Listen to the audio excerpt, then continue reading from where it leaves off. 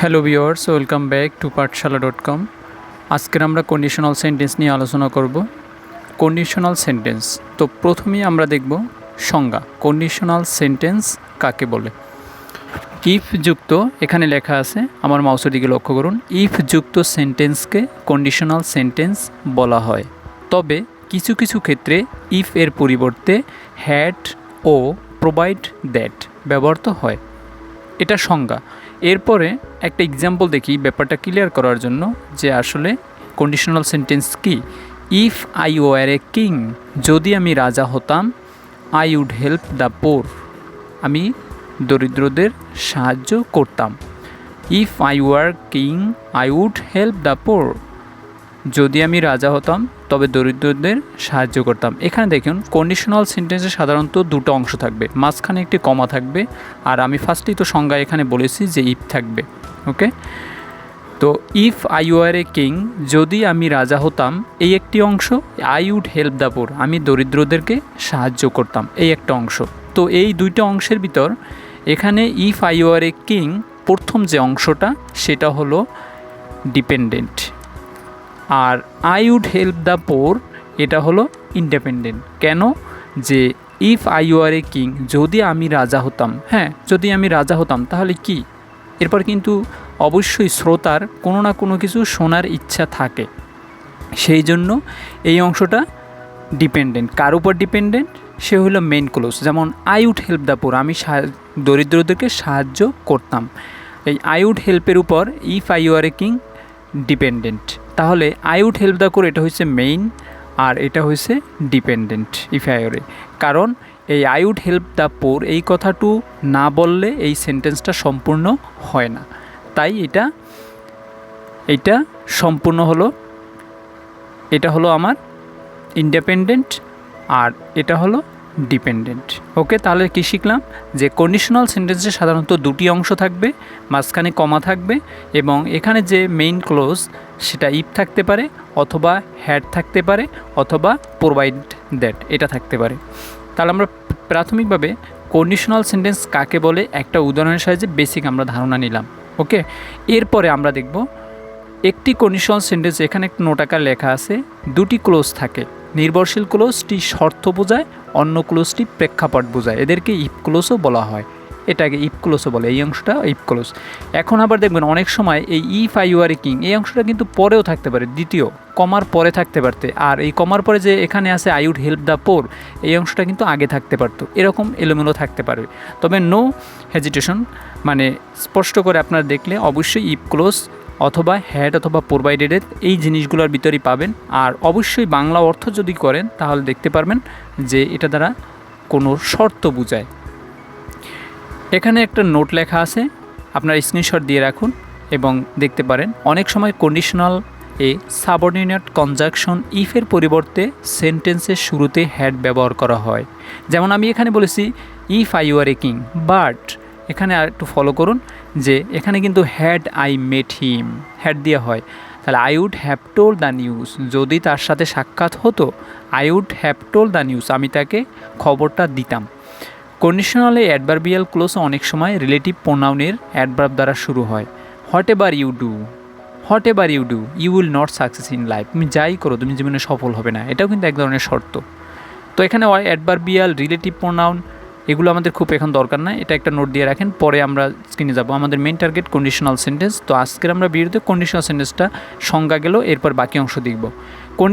এরপর আসলো conditional sentence কত প্রকার। ওকে, কন্ডিশনাল সেন্টেন্স 4 প্রকার, আপনি লিখে রাখতে পারেন আমার সাথে সাথে। যে কন্ডিশনাল সেন্টেন্স ফার্স্ট হয়েছে জিরো কন্ডিশনাল, 2 নম্বরে ফার্স্ট কন্ডিশনাল, 3 নম্বরে সেকেন্ড কন্ডিশনাল, অ্যান্ড 4 নম্বরে থার্ড কন্ডিশনালস। ওকে, তাহলে এই জিরো কন্ডিশনাল যেটা আছে এটা নিয়ে আমরা খুব বেশি আলোচনা করব না, শুধু শিখব যে জিরো কন্ডিশনালটা কি। আমাদের মেইন আলোচনা ফার্স্ট কন্ডিশনাল 2 নম্বরেরটা, এবং 3 নম্বরেরটা সেকেন্ড কন্ডিশনাল, এবং 4 নম্বরেরটা দ্য থার্ড কন্ডিশনাল। আমরা এখন দেখব ফার্স্ট কন্ডিশনাল। ওকে, তো ফার্স্ট কন্ডিশনাল সাধারণত এই যে হলুদ ব্লক করা, এই অংশটা আমরা ফলো করি। ইফের পর যদি বিয়ন্ড থাকে, এই বিয়ন্ডটা কি, কোথায়, কীভাবে আর একটু ক্লিয়ার করতেছি। ইফের পর যদি বিয়ন্ড থাকে তাহলে পরবর্তী যে সেন্টেন্সটা, কমার পরে যে সেন্টেন্সটা থাকবে তার সাবজেক্ট অবশ্যই উইল আনতেই হবে। আপনি যে কথাই বলুন না কেন উইল দিয়ে আপনাকে করতেই হবে। উইলের পর আবার কি হবে, ভার্বের 1 নম্বর হবে, তার মানে প্রেজেন্ট। কিভাবে, আমি এখানে বলি ইফ ইট রেইনস, ইফ তো আমরা ধরলাম ক্লোজ, এবং এখানে ইটটা সাবজেক্ট আর রেইন এটা হচ্ছে ভার্ব হিসাবে এখন ব্যবহৃত হবে। যদি বৃষ্টি হয়, টুডে আসে, এটা এক্সট্রা অংশ ধরি আমরা, তাহলে ইফ ইট রেইনস, এই যে রেইনস দেয়া আছে এখানে, এটা ভার্ব, সেইটার কথাই আমি এখানে বলছি। ইফের পর যদি বিয়ন্ড থাকে, ওকে, তাহলে পরবর্তী এই যে এখানে আমি ডট ডট ডট এই অংশটা দেওয়ার কারণ, এটা কমার পরের অংশ, এটা subject will plus beyond plus object, তার মানে এখানে কিন্তু অবশ্যই দেখুন আই উইল দিয়ে করা আছে। এখানে আমি অন্য কথাও বলতে পারতাম, ইফ ইট রেইনস টুডে, যদি আজকের বৃষ্টি হয়, I will not go to the market, এখানে লেখা আছে এটা I will not go to the school, আমি এখানে এটা বলতাম কলেজ, ইউনিভার্সিটি, অন্য কোথাও আমি বলতে পারতাম, অন্য কিছু আমি এই কাজটা করতাম না, সেটাও আমি বলতে পারতাম, আমি আজকে ঘুরতে যেতাম না, I will not go to visit, এরকম আমি বলতে পারতাম। কিন্তু যাই বলি না কেন আমাকে কিন্তু অবশ্যই উইল দিয়ে বলতে হবে। তাহলে মেইন স্ট্রাকচারটা কী দাঁড়ালো, ইফের পর যদি বিয়ন্ড থাকে, মানে ইফ যুক্ত যে ক্লোজ, প্রথম যে ক্লোজটা, অথবা প্রথম ক্লোজটা কিন্তু পরেও থাকতে পারে, নো ম্যাটার, তো ইফ যুক্ত যে ক্লোজটা, সেখানে যে ভার্বটা থাকবে সেটা যদি বিয়ন্ড থাকে, তাহলে পরের যে অংশটা সেখানে অবশ্যই উইল দিয়া করতে হবে।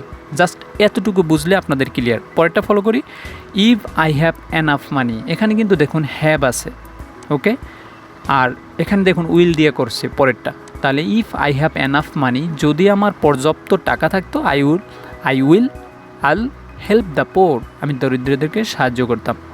ইফ ইউ ডোন্ট, এখানে দেখুন do main, do not don't সংক্ষেপে বলছে, কিন্তু মেইন ভার্বটা কিন্তু ডু, ওকে, যেহেতু এখানে ডু আছে, এখানে দেখুন উইল দিয়ে করছে, তার মানে প্রত্যেকটা অপশন থেকেই, প্রত্যেকটা এক্সাম্পল, ফার্স্ট কন্ডিশনালের প্রত্যেকটা এক্সাম্পল থেকেই আপনি দেখতে পারবেন, যদি ভার্বের 1 নাম্বার থাকে, ইফের পর যদি ভার্বের 1 নাম্বার থাকে, অবশ্যই পরবর্তী অংশ, কমার পরের যে অংশটা, সেটা কিন্তু উইল দিয়ে করবে, সেই স্ট্রাকচারটাই এখানে লেখা আছে। তাহলে এই স্ট্রাকচারটাই কিন্তু প্রধানত। আচ্ছা, এরপরে যাই আমরা সেকেন্ড কন্ডিশনালে। সেকেন্ড কন্ডিশনালে আমরা এখানে দেখতে পাচ্ছি ইফের পরে যদি বি2 থাকে, এখান যে আমরা বলছিলাম যে ইফযুক্ত ক্লোজ, সেই অংশটা যদি ভার্বের 2 নাম্বার অর্থাৎ পাস্ট টেন্স থাকে, তাহলে কিন্তু আমাদের উড, কুড, মাইট, এবং এরপরে কিন্তু ভার্বের অবশ্যই বেস ফর্ম, যেমন এর আগেরটা আমরা পড়ছিলাম যে উইলের পরে ভার্বের বিয়ন্ড মানে বেস ফর্ম, প্রেজেন্ট ফর্ম, আর এখানেও কিন্তু উড, কুড, মাইট যেটাই নেই না কেন ভার্বের বেস ফর্ম হবে। তাহলে কি দাঁড়ালো, ইফের পর যদি পাস্ট থাকে, তার মানে বি2 থাকে, তাহলে অবশ্যই সাবজেক্ট এরপরে ভার্ব উড, কুড, মাইট আমাদের নিতেই হবে, কারণ বি2 আছে, তাই এখানে উড, কুড, মাইট যে কোনো একটা আমরা নিব। আমরা সবসময় উড দিয়ে করব, ঠিক আছে, তাহলে কোনো সমস্যা নাই, কিন্তু এখন জেনে রাখি যে উড, কুড, মাইট যে কোনো একটা ব্যবহার করা যায়।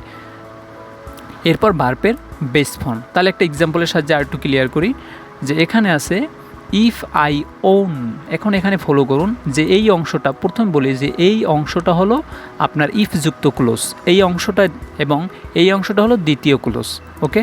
তাহলে এখানে দেখুন যে ভার্বের 2 নাম্বার রূপ আছে, এটা ইফ ক্লোজ, আই সাবজেক্ট, এবং ওন হলো পাস্ট ফর্ম, উইনের পাস্ট ফর্ম হলো ওন। যদি আমি জিততাম দ্য লটারি, যদি আমি লটারি জিততাম বা লটারি পেতাম, পরে দেখুন অবশ্যই উড দিয়ে করা আছে এখানে।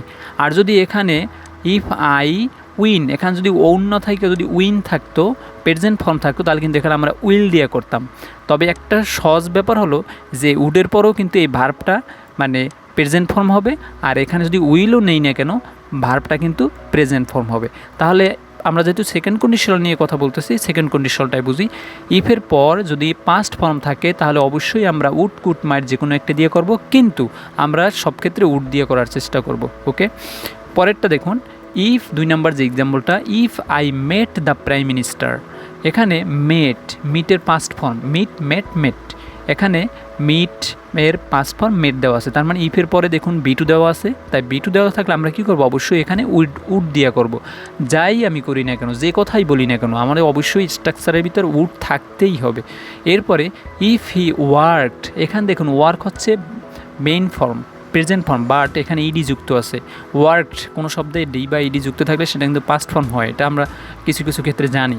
তাহলে এখানে আমরা এটা ইফের পর দেখুন পাস্ট ফর্ম, তাহলে পরের যে অংশটা সেন্টেন্সটা আমরা করব সেখানে কি করব, অবশ্যই উড দিয়ে করব, উড কুড মাইট, তবে এখানে উড দিয়ে করা আছে, যেটা আমি বারবার বলছি যে উড দিয়ে করব আমরা। এরপরে ইফ আই হ্যাড, এখানে দেখুন have has, have had had, have হচ্ছে প্রেজেন্ট ফর্ম বিয়ন, আর পাস্ট পার্টিসিপল হচ্ছে হ্যাড হ্যাড, এখানে কিন্তু হ্যাড আছে, তাহলে ইফের পর বি2 আছে। ইফের পরে যদি বি2 থাকে তাহলে আমরা অবশ্যই উড দিয়ে করবো। তাই এখানে বাকি এক্সাম্পলগুলো আপনারা এরকম দেখতে পারেন, সবগুলোই একই কথা, যে সাবজেক্ট মানে ইফের পর যদি বি2 থাকে অবশ্যই তার পরের অংশটা, কমার পরে যে সেন্টেন্সটা অংশটা থাকবে, মানে ইফ ক্লোজ বাড়াতে যে বাকি অংশগুলো থাকবে সেই অংশটা কিন্তু অবশ্যই উড দিয়ে বলতে হবে, এবং উডের পর ভার্বের বিয়ন মানে বেস ফর্ম হবে। এরপর আমরা যাব থার্ড কন্ডিশনাল। থার্ড কন্ডিশনালটা তাহলে কি? থার্ড কন্ডিশনালটা স্ট্রাকচার হচ্ছে ইফ এরপরে হ্যাড প্লাস বি3 যদি থাকে। এর আগেরটা আমরা যদি শুধু হ্যাড থাকতো, যদি শুধু হ্যাড থাকে তাহলে আমরা তো ধরতে পারি যেটা পাস্ট আছে, ইফের পর পাস্ট আছে, তার মানে বি2 আছে, সেটাও আমরা তো বুঝতে পারি। কিন্তু এটা দেখুন এই যে হ্যাড আছে, কিন্তু হ্যাডের পর এখানে কিন্তু আর কোনো অংশ নাই, যে ভার্বের আর কোনো অংশ নাই, তাহলে এখানে আমরা কি বুঝবো, যে হ্যাডের পর যদি বি3 থাকে, ওকে, হ্যাডের পর ইফ যে ক্লোজ থাকবে যেখানে, সেখানে যদি হ্যাড এবং বি3 তার মানে পার্টিসিপল অংশ থাকে, তাহলে মানে পারফেক্ট অংশে থাকে, তাহলে অবশ্যই আমরা would have, could have, might have যে কোনো একটা নেব, এবং would have, could have, might have এরপরে কিন্তু অবশ্যই বি3 হবে। ওকে, পাস্ট পার্টিসিপল প্রথমটা হয়েছে প্রেজেন্ট বিয়ন, পাস্ট হয়েছে বি2, পাস্ট পার্টিসিপল হয়েছে বি3। যেমন আমরা একটা এক্সাম্পল দেখি, ইফ আই হ্যাড, এই হ্যাড দেখে থামা যাবে না, কিন্তু পুরো লাইন পড়তে হবে। এরপরে হ্যাডের পর বি3 আছে কি না, ইফ আই হ্যাড বিন, দেখুন হ্যাড প্লাস বি3 আছে, তাহলে আমরা এখানে অবশ্যই উড হ্যাভ অংশটা থাকতেই হবে।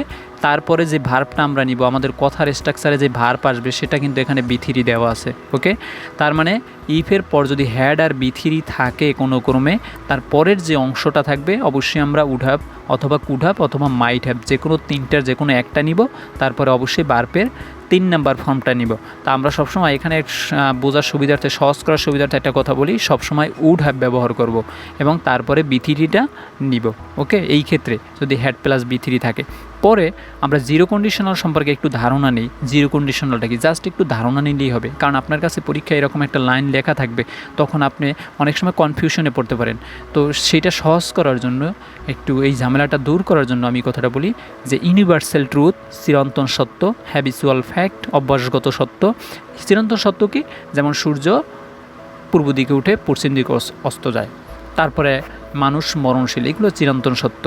এবং হ্যাবিচুয়াল ফ্যাক্ট, এগুলো কি অভ্যাসগত সত্য, যেগুলো আমরা দীর্ঘদিন ধরে আমাদের অভ্যাসে পরিণত হয়ে গেছে, যেমন প্রতিদিন সকালবেলা আমি হাঁটতে বের হই, এটা একটা আমাদের হ্যাবিচুয়াল ফ্যাক্ট। এবার সায়েন্টিফিক রেজাল্ট, বৈজ্ঞানিক ফলাফল, অর্থ আসলে জিরো কন্ডিশনাল হবে। একটা এক্সাম্পল দেখি, এটা আমরা এটা শেখার কোনো দরকার নেই, আমরা একটা এক্সাম্পলের সাহায্যে ক্লিয়ার করি। ইফ ওয়াটার ইজ হিটেড ইট ভাপোর্স, যদি পানিকে তাপ দেওয়া হয় এটা বাষ্পে পরিণত হয়। এখানে এটা প্রথম অংশ এবং এটা সেকেন্ড অংশ। এখানে কোনো বিয়ন, এখানেও দেখুন যে বিয়ন আছে, ভার্বের প্রেজেন্ট ফর্ম আছে, এখানেও ভার্বের প্রেজেন্ট ফর্ম আছে। এটা কোনো নিয়ম নাই, তাই এটাকে বলা হয় জিরো কন্ডিশনাল। এবং এই ধরনের কথাবার্তায় যেগুলো সত্য, পানিকে যদি তাপ দেই তাহলে তো অবশ্যই এটা বাষ্পে পরিণত হবে, এটা চিরন্তন সত্য। এই ধরনের সত্যের ক্ষেত্রে আমরা জিরো কন্ডিশনাল ইউজ করবো, কোনো কন্ডিশনাল নিয়ম নেই।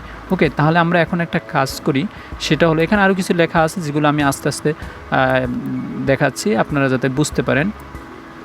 এখানে আর কিছুই না, নর্মাল, এটা জিরো কন্ডিশনাল। এই উদাহরণ 3টা জিরো কন্ডিশনালের, একটু আগে আমি আলোচনা করেছি, আপনারা দেখলে বুঝতে পারবেন। এরপর আমরা যে অংশটা দেখব, কন্ডিশনাল সেন্টেন্স 3টে একসাথে দেখব। আমরা একসাথে আরেকটু আলোচনা করব আমাদের ব্যাপারটা ক্লিয়ার করার জন্য। যে ফার্স্ট কন্ডিশনালে সাবজেক্টের পর যদি বিয়ন থাকে তাহলে আমরা উইল প্লাস বিয়ন নিব, যেটা কালার করা আছে এখানে অলরেডি। আর সাবজেক্টের পরে যদি বি2 থাকে তাহলে আমরা উডের পর বিয়ন নিব। আর সাবজেক্টের পর যদি হ্যাড প্লাস বি3 থাকে তাহলে আমরা উড হ্যাভ প্লাস বি3 নিব। এই স্ট্রাকচারটা অবশ্যই স্ক্রিনশট করবেন। এরপর অনেকগুলো এক্সাম্পলের মাঝখান থেকে খুঁজে খুঁজে বের করবেন যে কোন স্ট্রাকচারে পড়ছে, যেটা প্রথম নিয়মে মেলবে। ইফের পর বিয়ন আছে এবং ইফ কলেজের অংশে বিয়ন আছে, তারপর এখানে উইল আছে, তাহলে আমরা সেটা ফার্স্ট কন্ডিশনাল নিয়ে নেব। এবং এবার বি2 থাকলে এরপরে যদি উড থাকে তাহলে আমরা উড তাহলে আমরা অবশ্যই সেটাকে সেকেন্ড কন্ডিশনাল নিয়ে যাব।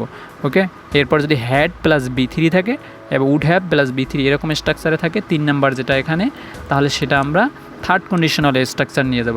এখানে কিছু এক্সাম্পল দেওয়া আছে, দেখুন ইফ আই স্টাডি, এখানে ইফযুক্ত ক্লোজের অংশে স্টাডি শব্দটা কিন্তু বি অন, তাহলে এখানে কিন্তু I will pass the exam, যদি আমি লেখাপড়া করি আই উইল পাস, এখানে কিন্তু দেখুন উইল দিয়ে করা আছে, কারণ এখানে বি অন, এখানে উইল দিয়ে করা আছে। এরপর ইফ আই স্টাডিড, এখানে B2 সেহেতু এখানে উড দিয়ে করা আছে, উডের পর আবার বি অন হবে। স্ট্রাকচার আমি বারবার এই কথাটা বলেছি, if I studied I would pass the exam.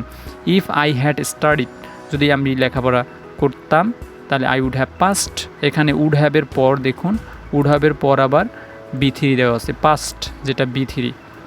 ওকে, এরপর এখানে আরও কিছু এক্সাম্পল দেওয়া আছে, আপনারা দেখতে পারেন, স্ক্রিনশট দিয়ে লিখে নিতে পারেন খাতায়। আই উইল পাস, যেটা বলছিলাম যে ইফযুক্ত ক্লোজটা কিন্তু পরেও থাকতে পারে, সেটাই এখানে আমরা আলোচনা করতে আসি। হ্যাঁ, এরপরে আছে এখানে 3টা জিনিসই জাস্ট ইফযুক্ত ক্লোজটা পরে দেওয়া আছে, আর যেটা স্বাধীন সেটা কিন্তু প্রথম অংশে দেওয়া আছে। ওকে, এরপরে এখানে আরও কিছু এক্সাম্পল যেটা নেগেটিভের এক্সাম্পল দেওয়া আছে, যে সবগুলো আপনার বুঝবেন। If I study I will pass the exam, if I study I will pass the, এখানে শর্ট কন্ট্রাক্টেড ফর্মে দেওয়া আছে, যেমন এখানে লেখা আছে আই উইল আর এখানে আল। ওকে, এরপরে if I study I will not fail the exam, এখানে if I study I won't, এখানে কন্ট্রাক্টেড ফর্মে দেওয়া আছে। এখানে আমি অবশ্যই কালার দিয়ে চেঞ্জ করে দিয়েছি, যে অংশটা আপনাদের বুঝতে হবে। সব কিছু আগের মতো, কঠিন কিছু নেই বা নতুন কোনো নিয়ম এখানে নেই, এখানে কিন্তু জাস্ট নেগেটিভ ফর্মে কিছু করা আছে। যেমন এখানে কন্ট্রাক্টের সে নেগেটিভ কী হয়, ডিডেন্ট হয়। এখানে if I did not study I would fail the exam, এখানে জাস্ট সেটাই দেওয়া আছে, if I did not study I would fail the exam. Okay, তারপরে আমরা লাস্টে যেটা দেখব, এখানে আপনারা অবশ্যই ভিডিওটা স্কিপ করে নিন, এবং স্কিপ করে নেওয়ার পর দেখুন এখানে কিছু গ্যাপ দেয়া আছে, আপনারা নিজেরা একটা পরীক্ষা দিন, নিজে খাতায় একটা পরীক্ষা দিন। এখানে আমি লিখেও দিয়েছি ওয়াকআপ, এটা জাস্ট কোন কন্ডিশনালে পড়ছে, আপনার কাজ এটাই। আমি সঠিক অ্যান্সার এর পরেই দিব, ভিডিও আর টানবেন না। এখানে কোন কন্ডিশনালে কোনটা পড়ছে আপনারা নিজেরা চেক করুন। আমি নিজে এরপর লাস্টে যেটা দিব সেটা হচ্ছে অ্যান্সার, এখানে স্ক্রিনশট দিয়ে আপনারা খাতায় লিখে নিন। ওকে, এরপরে আপনার এখানে অ্যান্সার দেওয়া আছে, আপনি এখন কী করলেন এখানে অ্যান্সার দেওয়া আছে, আপনি মিলিয়ে নিতে পারেন। এই হলো আমাদের কন্ডিশনাল নিয়ে আশা করি খুব একটা প্রবলেম হবে না। আর যদি প্রবলেম হয় আপনারা কমেন্ট করবেন, আমি চেষ্টা করব নেক্সট ভিডিওতে যে অংশটা আপনাদের এরকম প্রবলেমগুলো দূর করার। সবাই ভালো থাকবেন, পরবর্তী ভিডিও টিউটোরিয়ালের জন্য আমন্ত্রণ রইল। আল্লাহ হাফিজ।